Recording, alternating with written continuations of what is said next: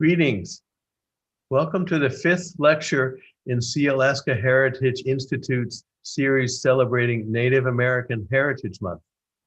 I am Chuck Smythe, Director of the Department of Culture and History. SHI has started construction of its arts campus in downtown Juneau, which will expand opportunities for education and art. If you are interested in making a donation to the arts campus or submitting a letter of support to the Juneau Assembly for city funding, please visit sealaskaheritage.org/campus. The title of today's lecture is entitled A Paradigm of Tribal Citizenship Based on Tribal Nationhood. As you watch the lecture, we invite you to submit questions in the chat box in YouTube. Mr. Parker has graciously agreed to answer questions at the end of his presentation. We are currently waiting for Mr. Parker, who has had difficulties with his internet. So I'm going to go ahead with his biography and hope he will join us by the end. So please stay with us. Alan Parker is a former director of the Northwest Indian Applied Research Institute at the Evergreen State College, where he served as a faculty member from 1997 to 2014. A citizen of the Chippewa Cree tribal nation, Parker lived for many years with his family on the Rocky Boys Indian Reservation in northern Montana. He served his country as a lieutenant in the U.S. Army Signal Corps in Vietnam, during which he was awarded a bronze medal for completing his assignments under enemy fire. He was graduated from the UCLA School of Law and practiced law in Washington, D.C. for more than 20 years. While in Washington, he directed research on tribal governments for the American Indian Policy Review Commission and was the first Native American to serve as chief counsel to the U.S. Senate Committee on Indian Affairs. During his service in the Senate, he was instrumental in securing passage of the Indian Child Welfare Act, the Indian Religious Freedom Act, the Indian Gaming Regulatory Act, the Native American Graves Protection and Repatriation Act, the Tribal Self-Governance Act, the American Indian Development Finance Corporation, and numerous tribal land and water claim settlements. He also organized the first Native American think tank, the National Indian Policy Center at George Washington University, and as co-chair of the Committee on Indigenous Nation Relationships of the National Congress of American Indians, coordinated treaty court negotiations to establish in 2007 a United League of Indigenous Nations Treaty. His research interests are currently focused on integrating cultural revitalization, governance, and sustainability through implementing tribal self-determination. We hope that Mr. Parker will be able to join us momentarily. And there, I'm beginning to see a connection there. And as soon as we establish connection, Mr. Parker will be able to proceed with his presentation.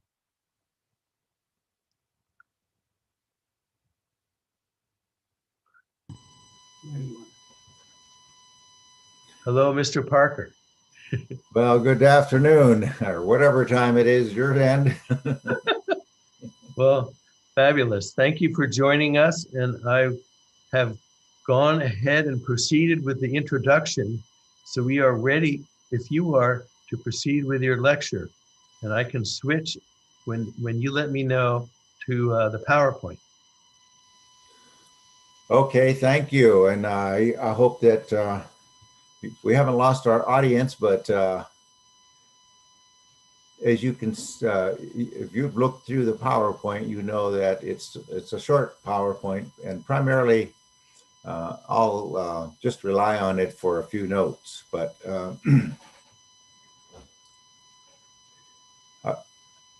my PowerPoint or my presentation will be entitled, "It's Time to Compare the Paradigm of Tribal Citizenship to a Paradigm of Tribal Membership." And as we know, the paradigm of membership is based on blood quantum. And that if we go to the next slide, let's see. Oh. Okay, there we go. So the paradigm of blood quantum was introduced to tribal people by means of the Indian Reorganization Act of 1934. And under that act, the Bureau of Indian Affairs was directed to create a model tribal constitution. And this was done shortly after 1934, when the act was passed by Congress. And the key point about the model tribal constitutions that the BIA drafted was that it wrote in a criteria for membership, that the tribal constitutions had a provision in it that membership would be based on degree of blood that the members could establish. They started out with an original group based on a roll of members that was to be taken, and then that Constitution directed that thereafter they could enroll people into the tribal community based on proving that they were, number one, a direct descendant of the people who were on the original roll, and could establish or prove that they were 1/4 degree blood of that particular tribe. So can we go to the next slide, please? So I'm relying largely on an author of the book that's identified in the first slide, Eric Lamont, whose book was entitled Tribal Constitutional Reform. And he observes that the model constitution that the BIA created was based on the model of the US Constitution, that is an American model. And the first point he makes is that model incorporated the principle of separation of church and state, as is provided in the First Amendment to the Constitution. And secondly, that this model is based on the principle of individualism versus a principle of tribal collectivism. And of course, that's just in reference to the model constitution that he's using to analyze. The second point he makes in his book is that this was based on the written word. The tribes were to be used a written constitution, and he compared that to the oral method of passing on traditional values to each new generation. That was a common way in which tribal people, before all of this was introduced, relied upon oral wisdom.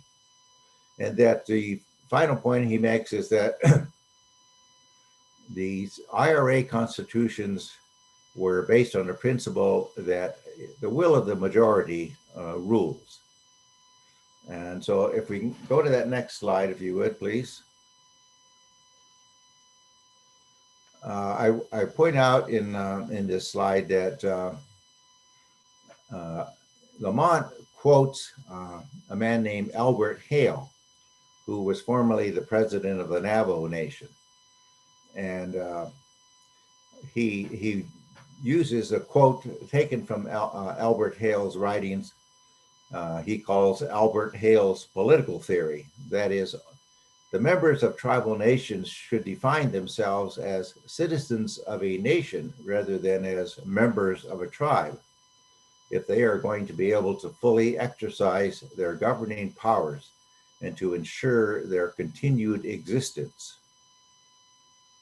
So basically, he is simply making a point that we have all observed, which is that when we use a concept of tribal membership based on blood quantum, which I'm calling the paradigm of tribal membership, the degree of blood of each new generation will become, for many people, more diluted due to the intermarriage that takes place as a natural phenomenon from generation to generation. And that the IRA was, written in the tribal constitutions were written and taken to the tribal people all across the country back at the end of the 1930s. Well, that's basically 80 to 90 years from today.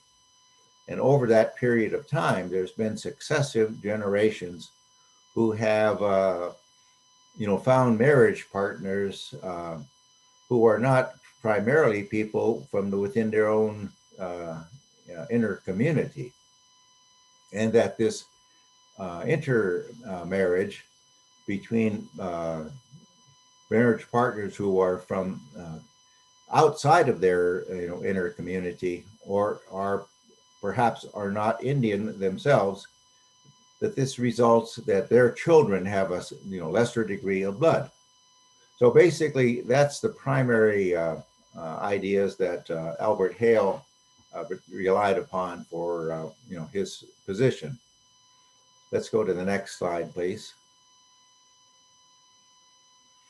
And I'm also relying on a professor, Carol Goldberg, who is a professor at UCLA School of Law, or I was at the time that she, had this book published, Members Only, and subtitled Defining Citizenship Requirements for Tribal Nations, for Indian Nations.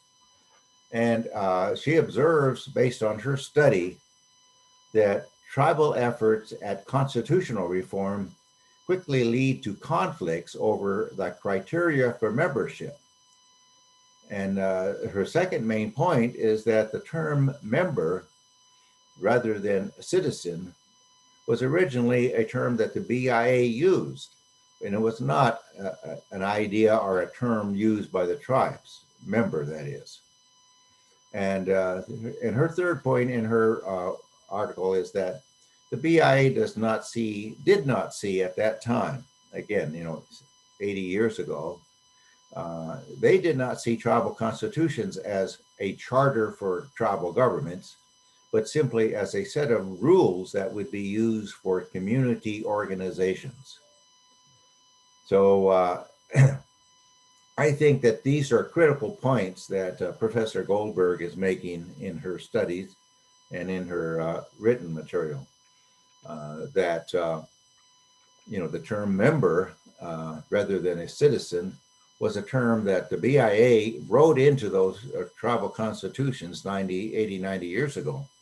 And this was not a term that the Indian people, the tribal people, were using to refer to people who were part of the community.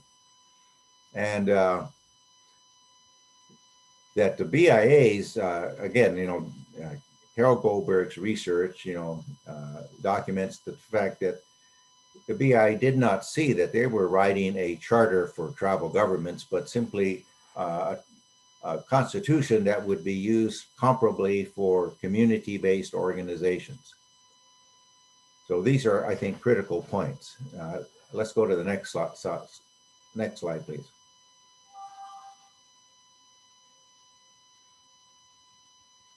So when you look at how federal law and policy has treated the idea of tribal membership versus citizenship, they relied on the idea that only persons who can reasonably be expected to participate in tribal relations or tribal affairs should be included, and they must be residents on the reservation, and they must meet a minimum blood quantum requirement. And finally, at that time, the secretary must approve all tribal constitutional amendments or changes.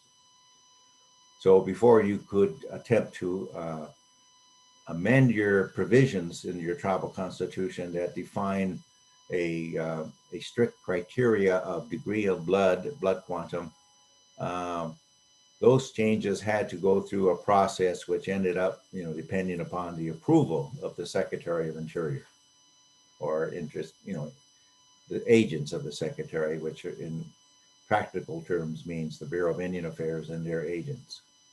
So if we can go to the next slide, please. And in this one, I'm just simply pointing out several provisions that show that federal law and policy has relied on the idea of member and not refer to the idea of citizenship or a paradigm of citizenship. And the Indian Child Welfare Act, adopted by the Congress in 1978,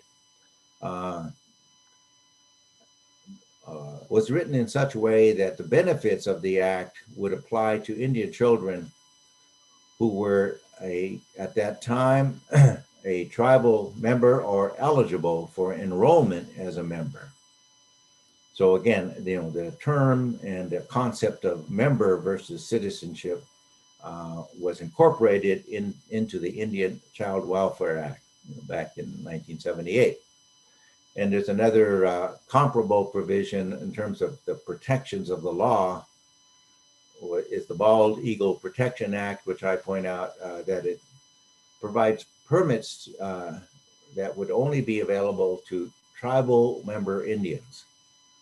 And then the third federal law that refers to members and the benefits of membership is the Indian Gaming Regulatory Act of 1988. And in the Indian Gaming Regulatory Act, tribes are to consider making per capita payments to their members of excess profits that they derive from tribal constitutions. And that if you're going to have a restricted definition of member based on blood quantum, this would motivate the ruling body of the tribes to restrict members, and in this point, I'm using the example that the fewer members, the bigger the pot is, the more. So you're really setting up a system that rewards people for following strict rules of membership that restrain the growth of the tribal membership. So the bigger the pot, the fewer the members, the bigger the pot. Then there are a number of court decisions that also use the term member in a restrictive way, and I'm referring to taxing powers, zoning powers, but let's just move to the next slide, please. And finally, I use the concept of tribal recognition. Under federal regulations, the Bureau of Indian Affairs created a recognition process to consider petitions that would be submitted by tribal groups, Indian community groups, who were not yet considered a federally recognized tribe. Now they promulgated these rules back at the end of the 1970s. But as far as I'm aware, they continue to use this sort of very strict types of evidence that would be considered before they would be recommended by this federal recognition process for being awarded recognition as a federally recognized tribe. The petitioners would have to show that their members took part in tribal, cultural, and political activities, that they must show that they have existed as a distinct community from historical times up until the present, and that they must show evidence that as a group they maintain political influence and authority over their members. And if they relied on descent or kinship evidence alone, this would be counted against their petition. They must show evidence that their members took part in ceremonial events, social gatherings, or political meetings.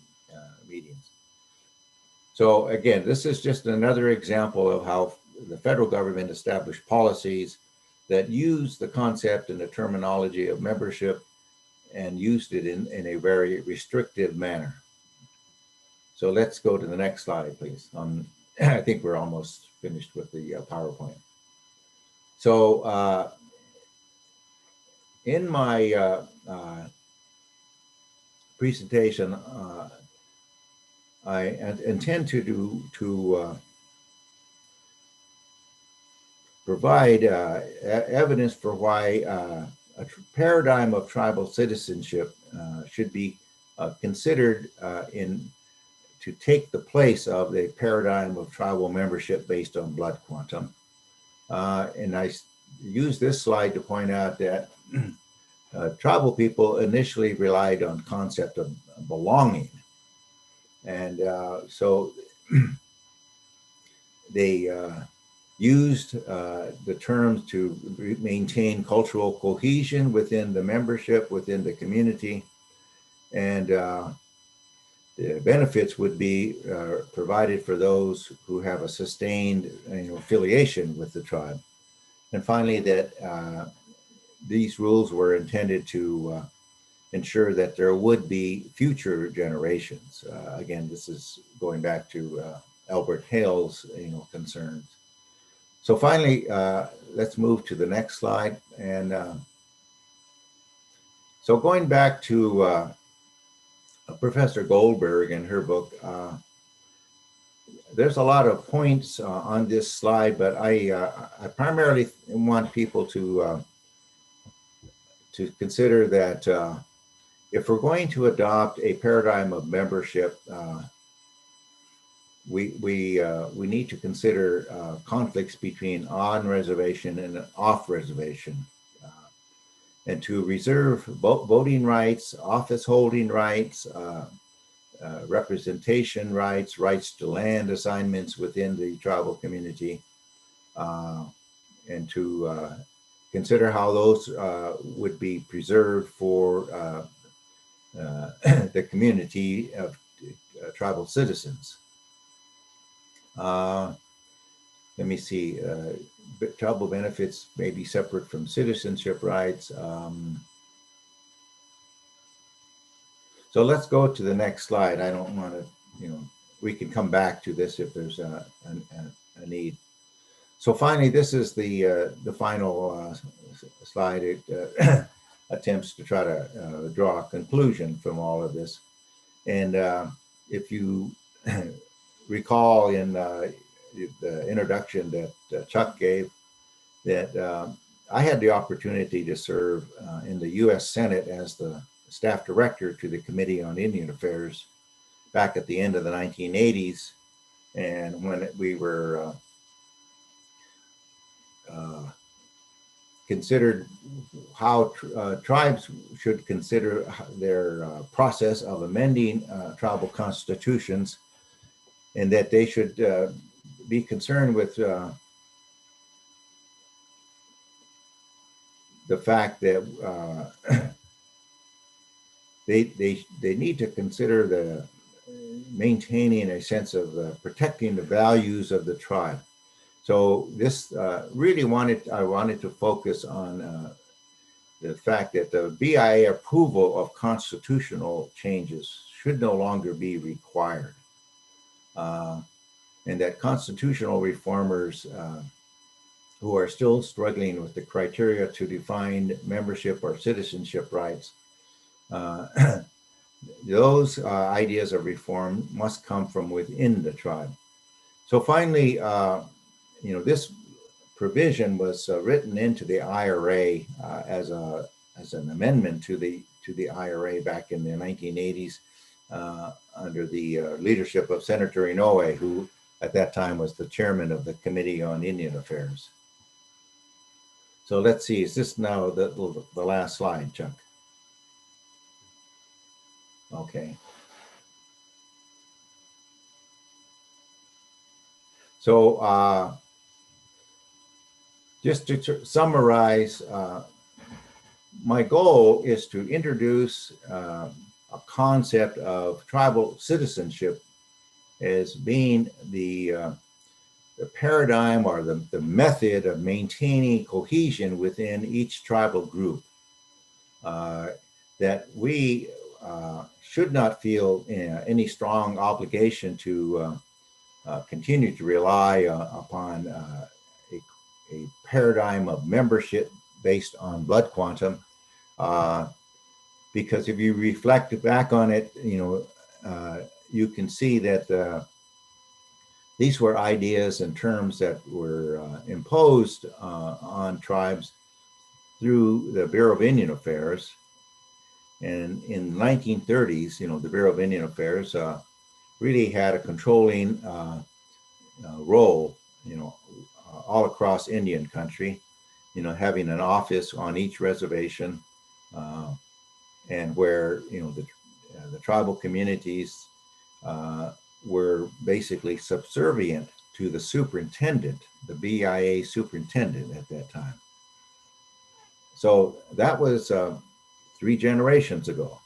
And I think today, as we look at the current challenges faced by reliance on a criteria of blood quantum to determine who should continue to have the rights of citizenship within each tribal nation, within each tribal group, that it makes more sense to rely upon their own sense of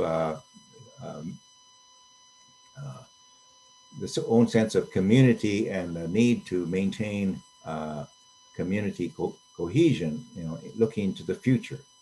So from that point of view, then I think that it makes more sense to me. I'm hoping that people will, give this some serious thought to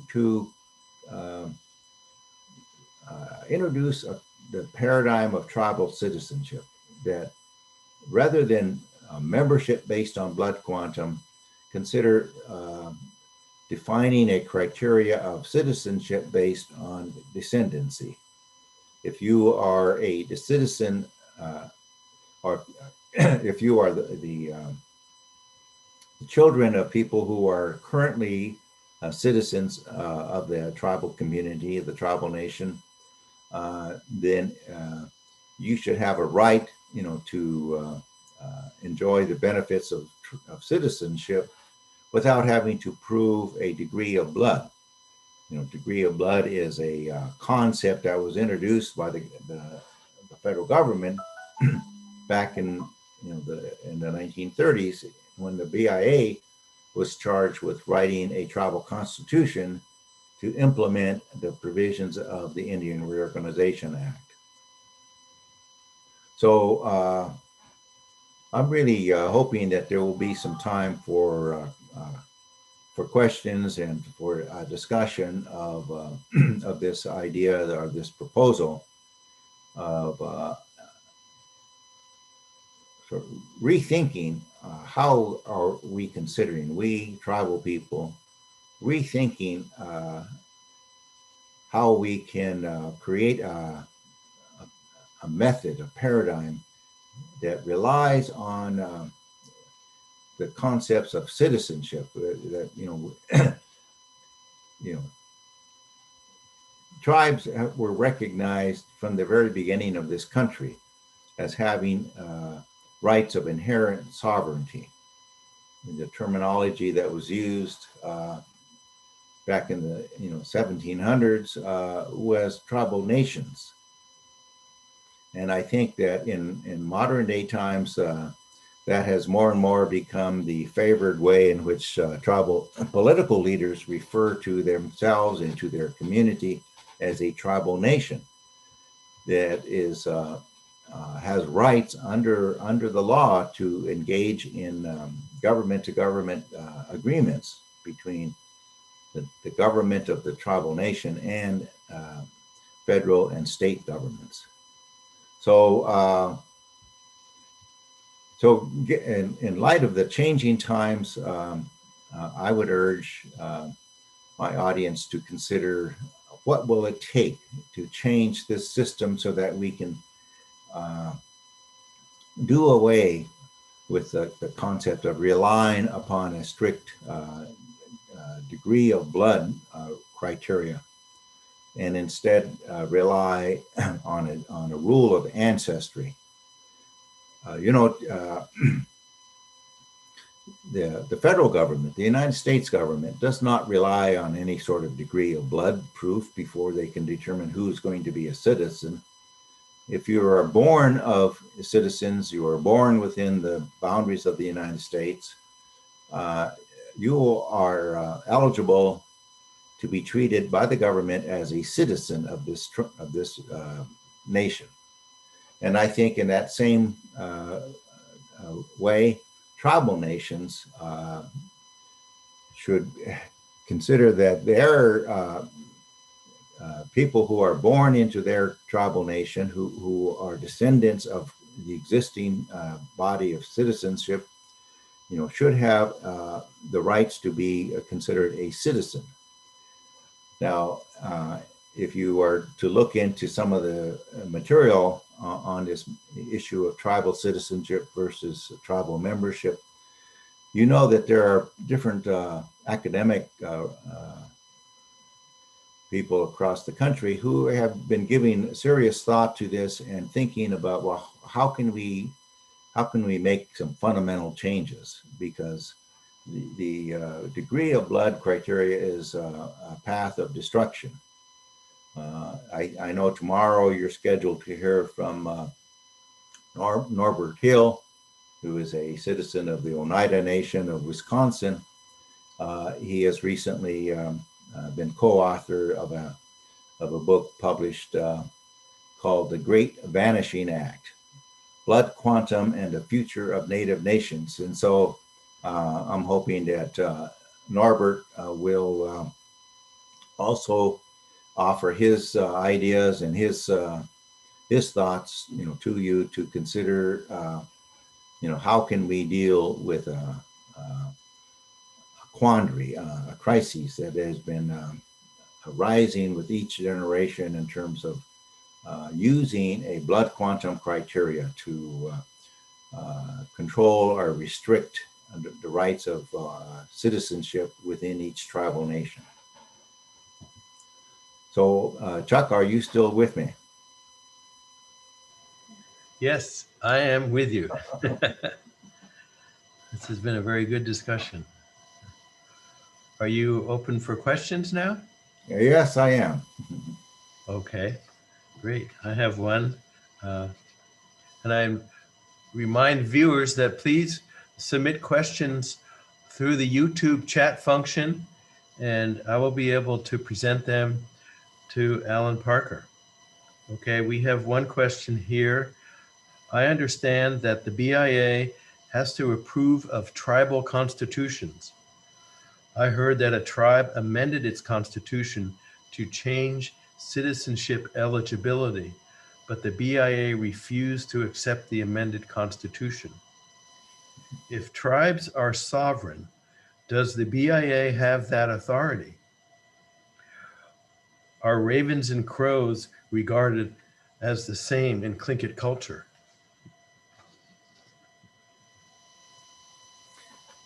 Well, my response to that question is that the BIA no longer has that strict authority to be the power that has to be satisfied before a tribal nation can amend its constitution. I know they probably operate under a set of rules that they follow, but those do not reach the level of an act of Congress. And I can speak from firsthand experience, having served as the staff director to the Committee on Indian Affairs, when we inserted this amendment into the law, wherein we amended the Indian Reorganization Act that wrote out, this supervisory role for the BIA, and that I would urge people who are considering this to have their attorneys do just a minimal level of research on this point. And if they have any questions in terms of, well, just how is this done? Where does it stand? They can very easily find the records of the Congress from 1988, and they would find without any difficulty, the language that we wrote as an amendment to the IRA, which deleted the supervisory role of the Bureau of Indian Affairs over constitutional amendments.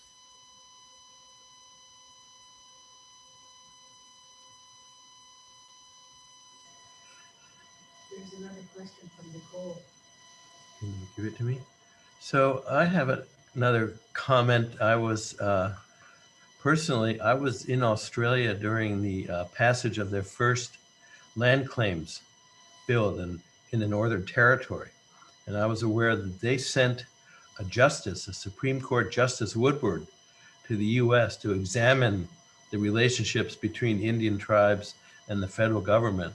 And he came back with one major recommendation, is to not use blood quantum in their relationships and not use determinations of blood quantum for tribal membership. So my question is it a matter of an amendment to the IRA Act to change that provision to allow for ancestry or descent to be a criterion for tribal membership now? Is that what it would take? Well, the IRA has already been amended, and it's a matter of having the people who are in a position of authority within the Bureau of Indian Affairs to recognize this law. And, these are the branch of the Office of the Solicitor, which is basically the legal counsel, to the Secretary of Interior and to the Assistant Secretary for Indian Affairs. And perhaps it might take, a lawsuit, if a lawsuit were filed asking a court to order the BIA to follow the law. To go back to what you just commented on, Chuck, I've had the opportunity myself to travel to Australia and met with people who are in different leadership positions among the Native community there, and I know they have a history where the government never agreed to enter into treaty agreements, and I think largely it had to do with how they organized themselves when they encountered their first European explorers. But we also know that they were a colony of Great Britain at the time, and England used the colony of Australia as a place to send criminals.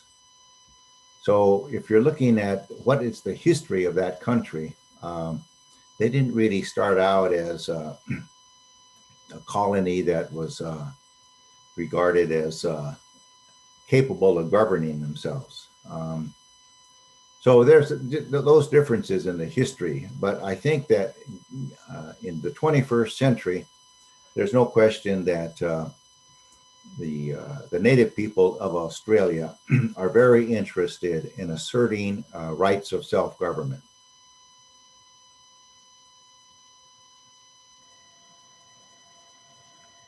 Yes, that's clearly the case. And they have a very different kind of social organization where it's almost land-based in the outback anyway, Yes. in the very traditional areas, whereby there are descent groups that are tied to specific areas of land, specific geographies. Mm-hmm. It's those groups that are given under the Northern Territory Lands Right Act. They are the ones given the authority to determine their membership. Yep. Yep.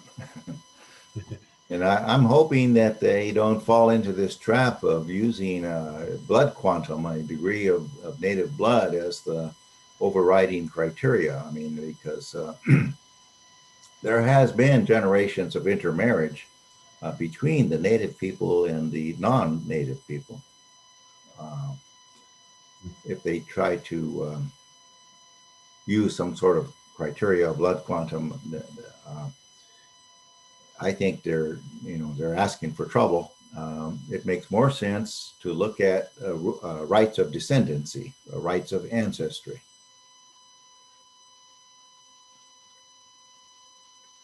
Is that something that could be codified rather easily, do you think?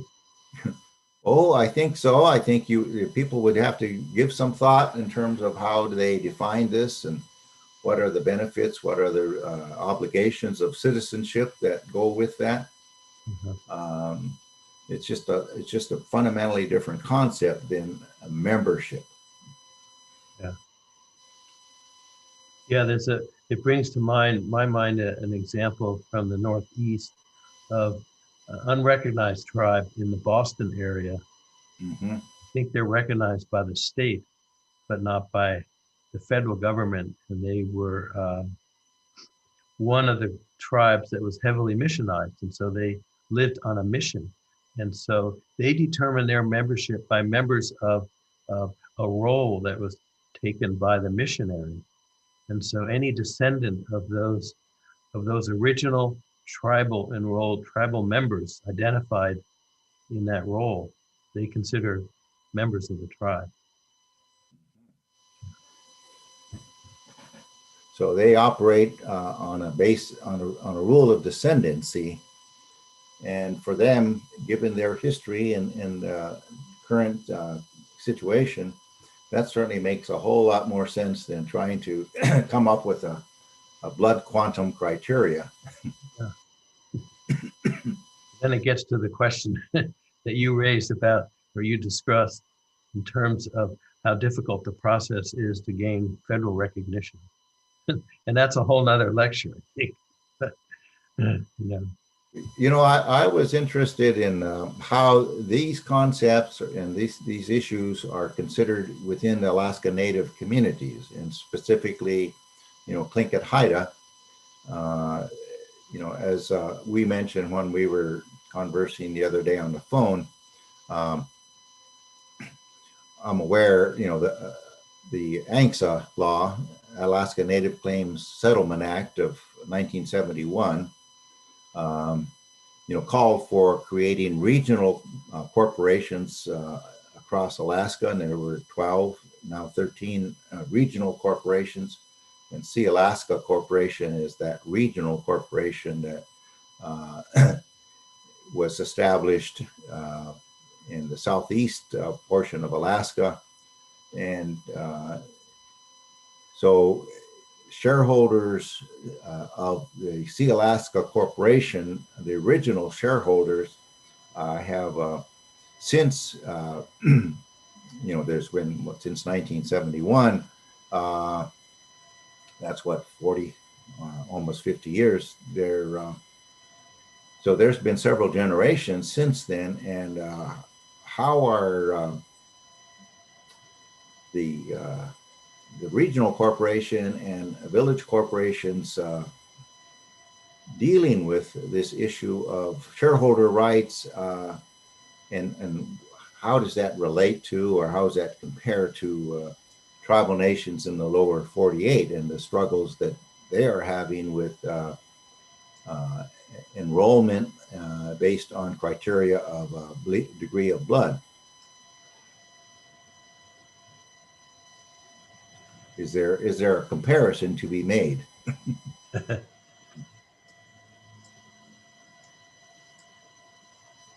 Yeah, there certainly could be. But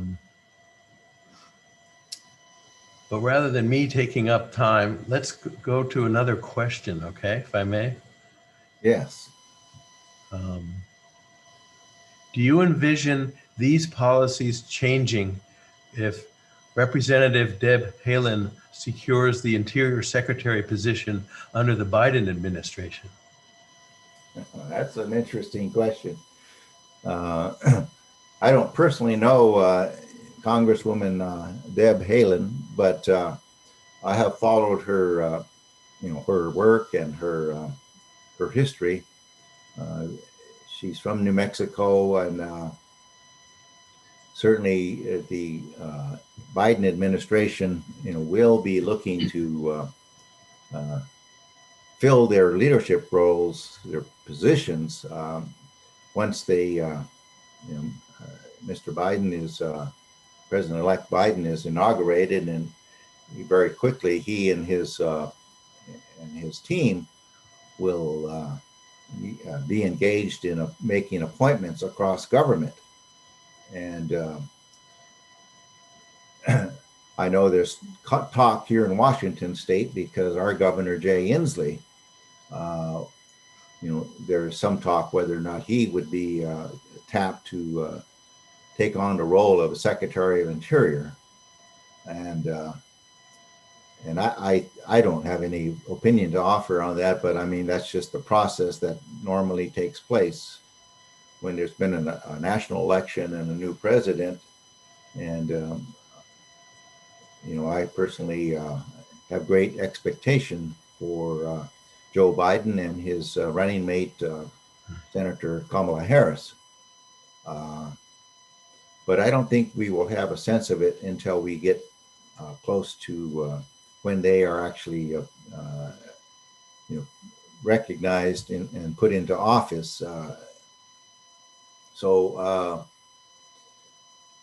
I think that Deb Haaland would be somebody who should be considered, but I'm sure there are other people across the country who likewise would merit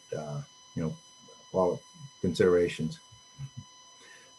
Now, I'm an older man myself, in my late 70s, so but I did have the opportunity to work back in Washington, D.C. In the U.S. Senate for 20 years. I practiced law while I was living in Washington, D.C., and 10 of those years I was working in the U.S. Senate, first as chief counsel and then staff director to the Committee on Indian Affairs. And I just think that there will be such a big challenge in front of them when Biden and Harris take office. So I think we all need to see what we can do to make this successful, dealing with the COVID-19 virus, as well as climate change and a whole list of major issues to be addressed. Thank you. Another question we have is, how do tribal governments and organizations structure and begin these conversations? Should this conversation be left to tribal citizens in power or be a community-wide discussion? Mm-hmm. Well, that's a very good question. And I think it should start at the community level. But that does not mean that those people who are right now considered a member of the tribe, but not living within that region, within that part of the country where the tribe is located, should also have the be recognized that if they have positions, they have a view that they would like to express or be putting forward, and having the right to be have their voices heard. That so there should be an outreach made by the current tribal government of each tribal nation to send word out to people who are members but not resident within the reservation boundaries within that particular region of the country, as well as those who live within the region and are currently members. So I think that such a change would need to be thoroughly debated and considered, the pros and cons. But that would be a challenge that would be in front of the governing body of the tribal nation. And I think each tribe, has its own way of dealing with these questions, and they also work together on a regional basis. So in the Pacific Northwest, the regional organization of tribes is called the Affiliated Tribes of Northwest Indians. And my son currently works for that organization. They're based in Portland, Oregon. And James is my son. And I know that they hold meetings where there are representatives, there are delegates from the 46, I think there are 46 members. These are how many tribes there are in Washington State, Oregon, Southeast Alaska, as well as Idaho and Montana. So the affiliated tribes is the regional organization of tribes. And then you look across the country, there are comparable organizations of tribes that have been established and serve the same role that I just described for the AT&I organization.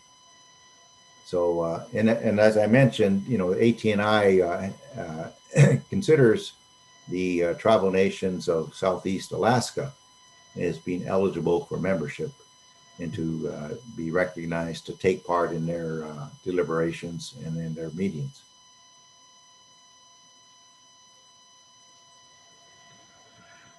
What are the ways we can support our relatives who have been disenrolled from their tribe because of blood quantum? Oh, no. Wow, that's a good question.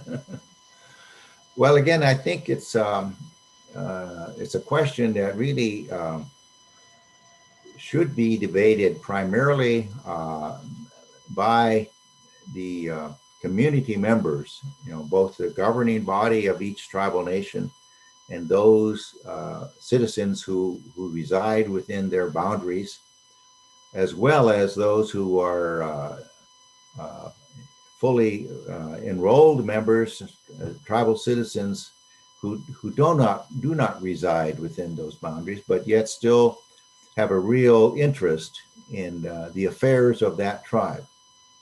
So it's a process that involves both the governing body, who are elected, members of the governing body elected by the tribal people, as well as the residents and those who live on and those who live off the reservation. So that's the community that needs to find a way to join together to discuss how this can be done. Should it be done? And if so, what steps should be taken to implement that? This is a topic that was debated at the most recent meeting of the National Congress of American Indians that just took place several weeks ago as a virtual national conference. And I know that the National Congress adopted a resolution Again, they have the same process like Tlingit Haida Central Council would have. They would consider proposals that are put forward to be adopted as a position of the organization, position of its members. So their resolution would establish a task force on tribal citizenship. So that's a very current question that's under consideration by this national organization of tribes, the National Congress of American Indians. And I have contacted members of their governing body, the executive committee of the NCI, and asked to be considered for membership on that task force. So I'm hoping that I will have an opportunity to offer my input to them. Oh, we wish you a lot of luck there. It's important. It's an important commission. Another question is, if tribes switch to simple membership as a criterion, might that open up groups wanting to create new tribes that had not existed previously? I don't think so, because there is a process that the federal government has followed for many, many years. And when I say federal government, I really am speaking of the Department of Interior, and within that department, the Bureau of Indian Affairs, to consider petitions for recognition by groups of Native people or communities of Native people who, because of their situation in years past, have never been considered a federally recognized tribe. So they have the right to submit a petition. That petition will be examined and evaluated based on the history of how these matters have been done in the past. So I mentioned briefly that there was the Bureau of Indian Affairs created regulations on petitions for federal recognition. And one could find that if you're doing research over the regulations of the BIA. I'm pretty sure you could find what their regulations now provide.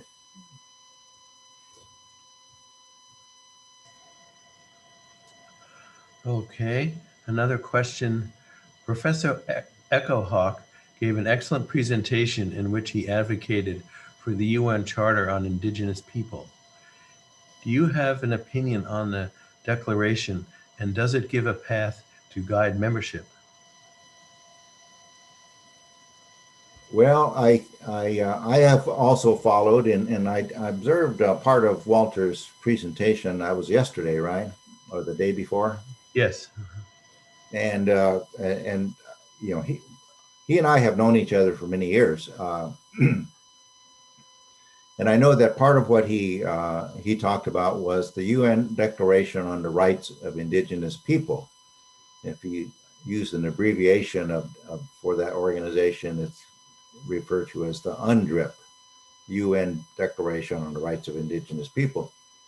And if you're familiar with how the United Nations works, these resolutions, the declaration was adopted by the General Assembly. So the General Assembly is all member nations send a delegate to meet as the General Assembly. And the governing body of the United Nations is the Security Council, and then they have various committees. So I think that the declaration adopted in 2007 by the General Assembly is a wonderful statement on the rights of Indigenous people that should be considered by member nations of the United Nations. But I don't think you will find language in the declaration that speaks about recognition of tribes or membership rules of tribal nations. There are general terms about the rights of equal protection and the rights of due process that they recommend should be followed in the relationship between Indigenous people and their governing bodies and their relationships with the states, the nation states within which they exist. So there's a lot of very worthwhile issues that were addressed in the UN Declaration, but as far as I know, there is not specific language. And the Declaration is not a governing body. It is not a, they created a body called a Permanent Forum on the Rights of Indigenous People. So that exists within the United Nations. And the Permanent Forum is a body of, I think, 7 to 10 individuals from Indigenous nations from different parts of the world. And so that would be a place to start in terms of contacting an arm of the United Nations that deals with the rights of Indigenous people, would be to contact the Permanent Forum. You go to the United Nations website, and I don't think you'd have any trouble finding the Permanent Forum on the Rights of Indigenous People. Alrighty, one final question, and this is a very specific question about what is the House or Senate bill number for those amendments to the IRA Act? You know, I'm sorry that I don't have that right in front of me. I could, go back myself into, see if I can find the answer to that question and send it to you, Chuck, via, our internet connection. I'm just wrote that into the PowerPoint that I had because I thought it was an important and relatively unknown, provision of the amendment to the IRA that Senator Inouye introduced and was adopted back in 1988. So if I, whatever I find, I will send you via an email, and you could share that with whoever within the Heritage Institute, has an interest in that. Alrighty, thank you. I would think that would be relatively easy to do a Google search to find it. But yeah, that would be great. Well, thank you very much, Mr. Parker. This has been very enlightening. SHI invites viewers to return for our next lecture by Dr. Norbert Hale, entitled The Great Vanishing Act, Blood Quantum and the Future of Native Nations, which will be broadcast tomorrow at noon. We have a link below the YouTube video for a survey we hope you will take a moment to complete. This will help us to continue improving our lecture series and also allow our funders to measure the impact of the program. SHI has started construction of its arts campus in downtown Juneau, which will expand opportunities for education and art. If you are interested in making a donation to the arts campus or submitting a letter of support to the Juneau Assembly for city funding, please visit sealaska.org/campus. Thank you again, and see you tomorrow.